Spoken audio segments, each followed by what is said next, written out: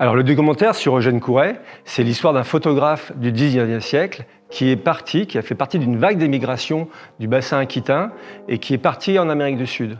Et ce personnage aurait pu rester complètement anonyme. Et en fait, grâce à son travail et au patrimoine qu'il a laissé dans les plaques photographiques, il est devenu patrimoine de la nation du Pérou en 2021. Dans le documentaire Eugène Couret de l'ombre à la lumière, le patrimoine photographique du 19e siècle est totalement révélé.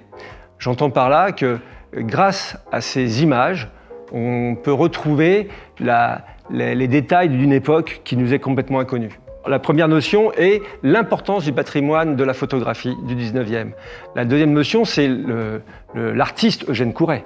Car pourquoi c'est lui, alors qu'à Lima, il y avait à peu près 8 photographes, pourquoi lui est devenu la personne la plus intéressante? C'est parce qu'il avait un sens artistique et que ses photos étaient différentes des autres.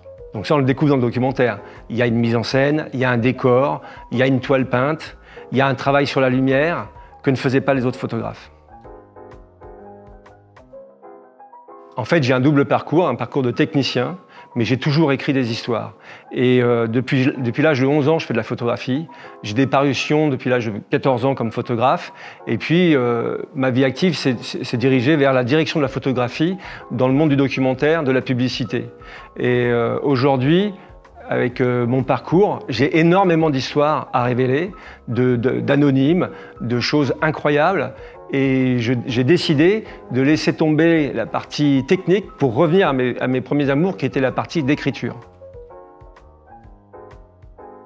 Alors c'est le premier, on va dire c'est le premier documentaire patrimonial que je signe, mais j'ai participé en tant que co-réalisateur à d'autres sujets. Et j'ai offert des sujets à bien d'autres réalisateurs qui n'en avaient pas, et j'ai offert des très beaux sujets. Alors ce documentaire marque un tournant, et puis c'est aussi, on peut presque dire, un hommage à mon arrière-grand-père qui était lui-même photographe. En fait, si on se replace au 19e siècle, les photographes étaient avant tout des inventeurs. La photographie est très récente finalement, elle a 180 années. On peut dire que ça démarre en 1845 la photo. Et c'était de la chimie. On essayait de fixer une image sur un support papier ou sur un support fer ou sur un support cuivre. Et il y a eu une évolution comme ça. Mais finalement, très peu de photographes ont fait une carrière de photographe comme on peut faire aujourd'hui. Souvent, ils trouvaient une solution et puis ils passaient à autre chose. Les frères Lumière ont déposé plus de 300 brevets et énormément dans la pharmacie. Mais parce que c'était des inventeurs. Il y avait tout à faire à l'époque. En fait, avec ce festival, ce qui est intéressant, c'est qu'on touche une population qui n'a pas l'habitude d'aller vers le documentaire, je pense. Et c'est tout l'intérêt que je trouve dans cette projection.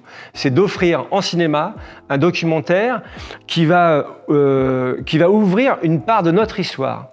Alors même si cette histoire se passe au Pérou, finalement, au Pérou, à Lima, il y avait 3000 Français. Ils représentaient 30% de la population de Lima à l'époque.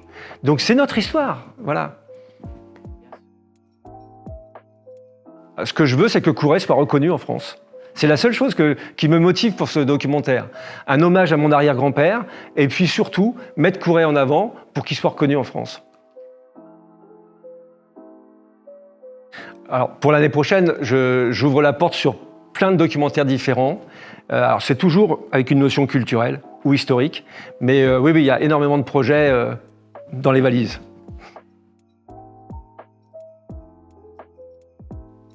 La photographie, l'amour de la photographie est arrivé avec les découvertes des plaques en verre de mon arrière-grand-père.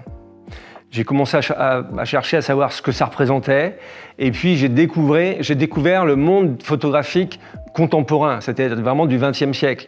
Et là, je me suis dit, c'est énorme de pouvoir, alors la photographie avec une image, d'essayer de raconter une histoire, et avec le cinéma, avec une succession d'images, de raconter une merveilleuse histoire.